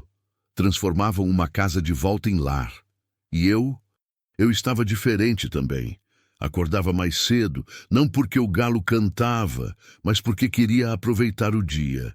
Tinha energia que não tinha fazia anos.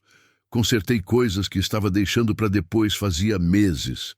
A cerca do pasto sul, o telhado do galpão que tinha algumas telhas quebradas, o portão que rangia tanto que acordava os mortos. Voltei a cuidar da aparência também. Fazia a barba todo dia, cortei o cabelo que estava comprido demais, lavava as roupas com mais frequência. Ana notou. Você está diferente, ela disse uma manhã, sorrindo enquanto despejava café na minha caneca. Mas vivo. É o que acontece quando a gente tem algo para viver, respondi olhando para ela. Alguém para cuidar, alguém que se importa se a gente acorda ou não no dia seguinte. Ela segurou minha mão por cima da mesa, aquele gesto que tinha se tornado comum entre nós. Eu me importo, muito. Você me salvou, pai, em todos os sentidos possíveis. Pai. Ela tinha começado a me chamar assim, naturalmente, sem forçar, sem pedir permissão de novo.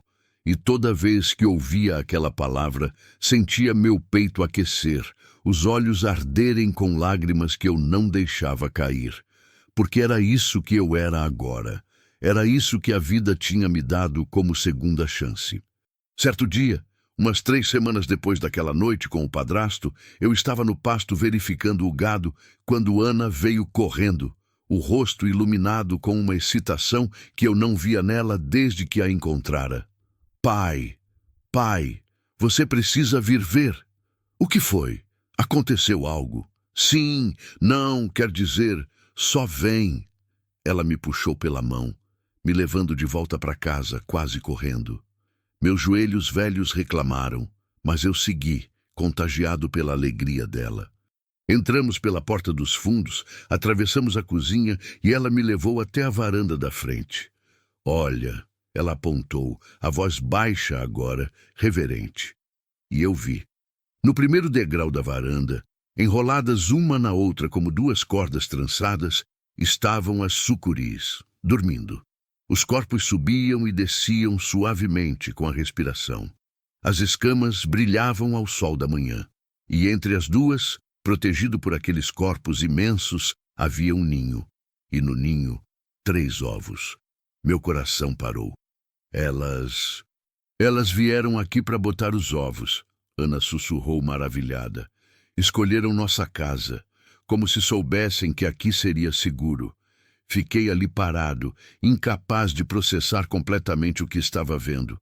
Sucures não faziam isso. Não procuravam humanos. Não confiavam em humanos. Mas aquelas duas tinham escolhido nossa varanda, nosso lar, como lugar seguro para trazer nova vida ao mundo. O que a gente faz? Ana perguntou. Nada, respondi baixinho. A gente não faz nada.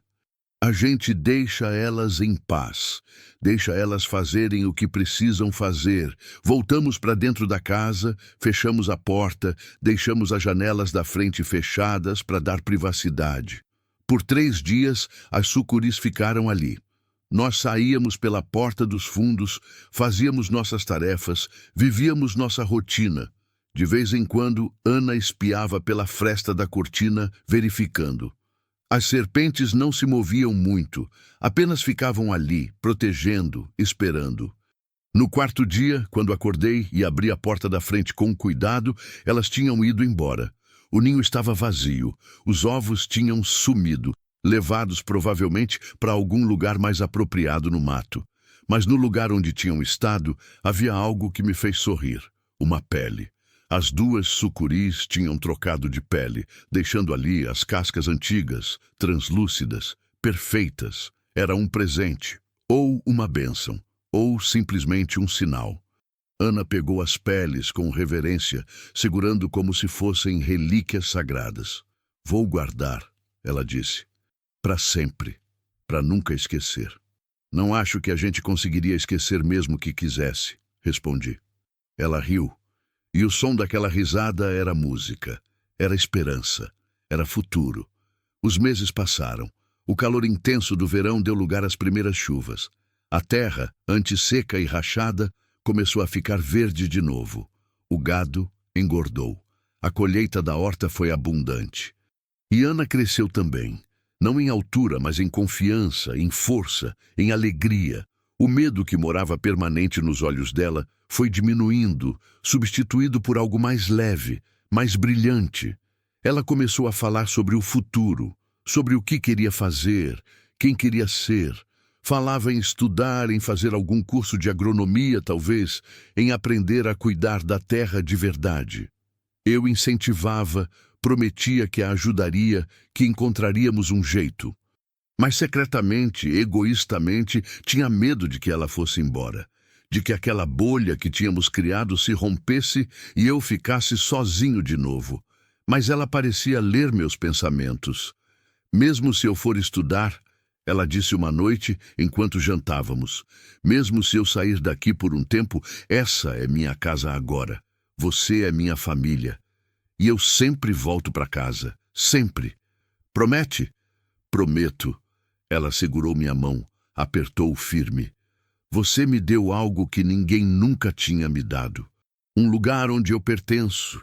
E isso não se abandona. Senti as lágrimas finalmente caírem, sem vergonha, sem tentar esconder.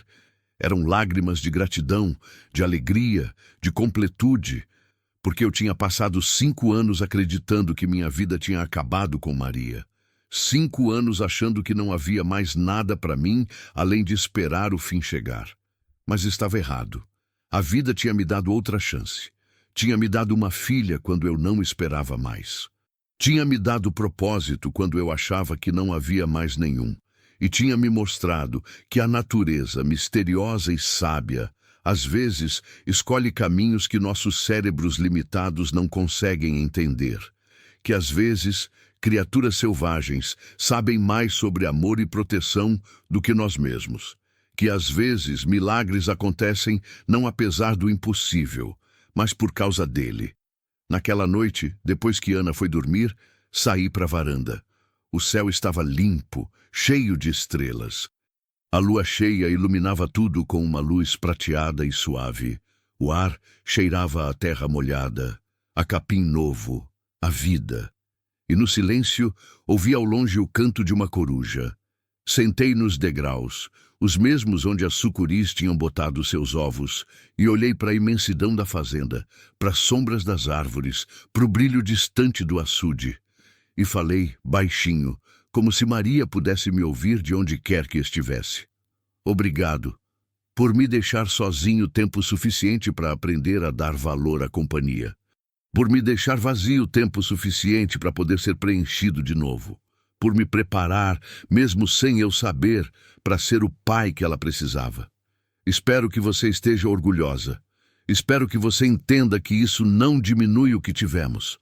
Só continua. De um jeito diferente, mas continua.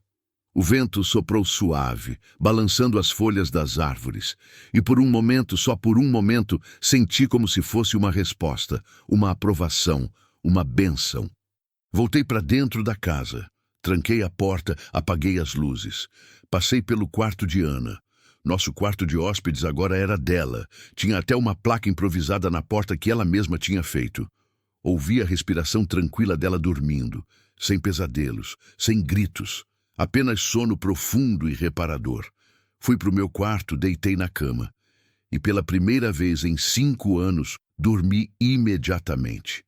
Sem pensar, sem me revirar, sem sentir o peso esmagador da solidão. Dormi em paz. Porque não estava mais sozinho. Porque tinha uma filha para acordar e cuidar no dia seguinte. Porque tinha propósito. Porque tinha amor. E no dia seguinte, quando o sol nasceu dourado sobre o cerrado, iluminando a fazenda, a casa, a horta, as cercas consertadas, os animais bem cuidados, eu acordei sorrindo. Acordei com o cheiro de café sendo feito. Acordei com o som de Ana cantarolando na cozinha. Acordei vivo, de verdade vivo. E sabia com uma certeza absoluta que aquele cavalo branco que me levava pela estrada naquele dia fatídico não tinha me levado até Ana por acaso. Tinha sido guiado por algo maior. Algo que eu não precisava entender completamente para aceitar e agradecer. A vida tinha me dado uma segunda chance e eu não ia desperdiçar nem um único dia dela. Levantei, vesti uma camisa limpa, fui para a cozinha. Ana estava lá. Os cabelos presos num rabo de cavalo, o rosto corado de saúde, os olhos brilhando. Bom dia, pai, ela disse, me oferecendo uma caneca fumegante. Bom dia, filha, respondi, e a palavra saiu natural, verdadeira, completa. E enquanto tomávamos café juntos, planejando o dia, conversando sobre coisas simples e importantes ao mesmo tempo, olhei pela janela e vi ao longe, no limite entre o pasto e o mato, 2 formas escuras deslizando entre as sombras. As sucuris, ainda por perto, ainda vigiando, ainda protegendo. E eu sorri, levantei a caneca num brinde silencioso a elas, aqueles guardiões impossíveis que tinham mudado tudo. Obrigado, sussurrei, e continuei meu café. Continuei minha vida, minha nova vida, a vida que valia a pena viver. O sol da tarde descia manso sobre o cerrado, tingindo tudo de dourado e laranja. Eu estava na varanda, como sempre estive, mas agora não estava sozinho. Ana estava ao meu lado, folheando um livro grosso de agronomia, fazendo anotações nas margens com aquela letra miúda e caprichada que ela tinha. Estava no 3º ano da faculdade em Goiânia. Ia e voltava toda semana, mas sempre voltava. Sempre cumpria a promessa. Pai, olha isso! Ela virou o livro para mim, apontando um diagrama. É sobre rotação de culturas. Acho que a gente podia experimentar no Pasto Sul. O solo lá está cansado. Olhei para a filha, porque era isso que ela era em todos os sentidos que importavam, e senti o peito apertar de orgulho. 23 anos agora, formada, inteligente, forte, nada daquela jovem assustada e febril que encontrei na estrada 3 anos atrás. Ou melhor, tudo daquela jovem ainda estava ali, mas transformado, florescido. Você é quem entende dessas coisas modernas, respondi sorrindo. Eu confio no seu juízo. A fazenda tinha prosperado. Com as ideias de Ana, com o trabalho conjunto, com a vontade renovada de viver, os pastos estavam verdes, o gado gordo, as colheitas abundantes. Tínhamos até contratado 2 peões para ajudar nas épocas de mais trabalho. A casa tinha sido reformada. Pintura nova, telhado consertado, uma varanda maior onde passávamos as tardes, e tínhamos construído algo mais também. Um pequeno santuário no limite do mato, onde as sucuris tinham aparecido pela primeira vez. Nada extravagante. Apenas algumas pedras empilhadas, flores silvestres plantadas ao redor e penduradas em galhos próximos, protegidas em molduras simples de madeira, as 2 peles que elas tinham deixado.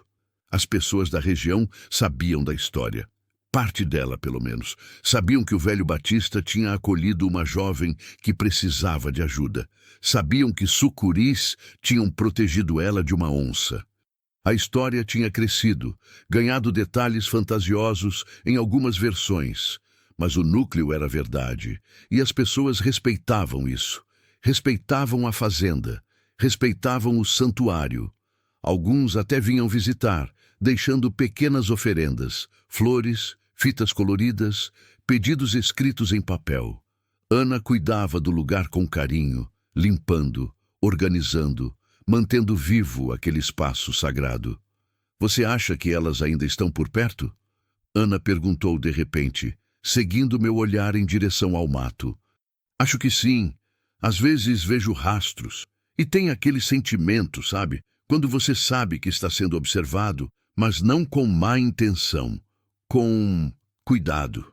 Ela assentiu, entendendo. Ficamos em silêncio confortável, ouvindo as cigarras, sentindo a brisa fresca que começava a soprar com o fim do dia. Recebi uma carta hoje, Ana disse depois de um tempo, a voz casual demais. Do escritório do defensor público. Meu corpo ficou tenso, sabia o que vinha. E ele morreu. Meu padrasto. Ataque cardíaco, sozinho, numa pensão barata em Goiás Velho. Esperei observando o rosto dela, tentando ler o que ela estava sentindo. Mas Ana apenas olhava para o horizonte, a expressão serena. Como você se sente? Perguntei baixinho. Ela pensou por um longo momento antes de responder. Aliviada e vazia. Não de um jeito ruim. Vazia como quando você tira um peso que carregava faz tanto tempo que tinha esquecido que ele estava lá. Ela se virou para mim, os olhos brilhando, mas sem lágrimas. Gastei tanto tempo com medo dele, tanto tempo olhando para trás, esperando que ele aparecesse. E agora acabou de verdade. E eu posso finalmente só seguir em frente. Segurei a mão dela, apertei. Você já tinha seguido em frente, filha. Faz tempo. Eu sei. Mas agora é oficial. Agora não tem mais volta possível. É libertador. Sorrimos um para o outro. E naquele sorriso havia compreensão, cumplicidade, amor. 3 anos de cura. 3 anos de crescimento. 3 anos de família. O som de motor ao longe nos fez olhar. Uma moto vinha pela estrada, levantando poeira. Reconheci. Era o Pedrinho, filho do vizinho, que fazia entregas para os fazendeiros da região. Ele parou na frente da casa, tirou o capacete, acenou. Seu Batista, Dona Ana, trouxe uma encomenda. Desceu, pegou uma caixa pequena da mochila, subiu os degraus e me entregou. É de Goiânia. Deve ser suas sementes, Dona Ana. Obrigada, Pedrinho. Ana sorriu pegando a caixa.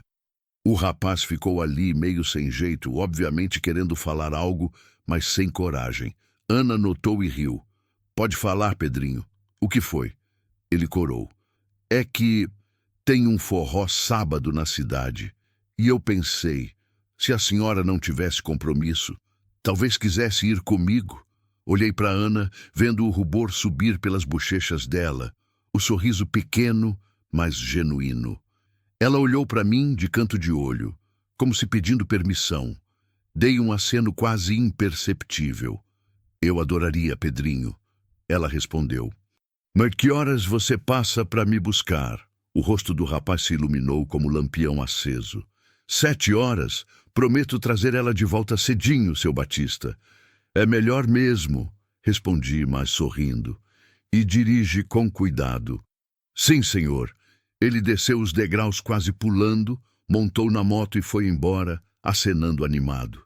Ana riu, escondendo o rosto nas mãos. Meu Deus, pai. Ele me chamou de senhora. Você é uma mulher adulta, estudada, proprietária de fazenda. Claro que é senhora. Me faz sentir velha. Velha é seu pai aqui. Você tá florescendo. Ela me abraçou de lado, apoiando a cabeça no meu ombro. Você não se importa? Que eu vá. Por que eu me importaria? Você merece viver, Ana. Merece se divertir, namorar, dançar, ser feliz. Só não esquece de voltar para casa. Nunca, ela sussurrou. Essa é minha casa. Você é minha família. Nada muda isso. Nunca. Ficamos ali enquanto o sol terminava de se pôr, pintando o céu de roxo e rosa. E no silêncio, no calor do abraço, no cheiro de terra e vida ao nosso redor, eu soube que tinha cumprido meu propósito. Tinha salvado ela. E no processo, ela tinha me salvado também. E lá, na beira do mato, se movendo entre as sombras que se alongavam, 2 formas escuras deslizavam, vigilantes, protetoras, eternas. As guardiãs que tinham tornado tudo possível. Levantei a mão num gesto de gratidão silenciosa. E por um momento, uma das serpentes ergueu a cabeça, como se estivesse me vendo, me reconhecendo, e então desapareceram no mato, voltando para o mundo delas. Mas eu sabia que nunca estariam longe. Nunca mesmo. Porque algumas conexões transcendem o possível. Algumas histórias desafiam a lógica e algumas proteções são eternas. Enquanto o primeiro lampião se acendia na casa atrás de nós, enquanto Ana começava a cantarolar baixinho uma música do rádio, enquanto a noite do cerrado se enchia de sons e vida, eu sorri. Sorri porque estava completo. Sorri porque tinha família. Sorri porque o cavalo branco, 3 anos atrás, tinha me levado exatamente onde eu precisava estar. E a vida, finalmente, fazia sentido de novo.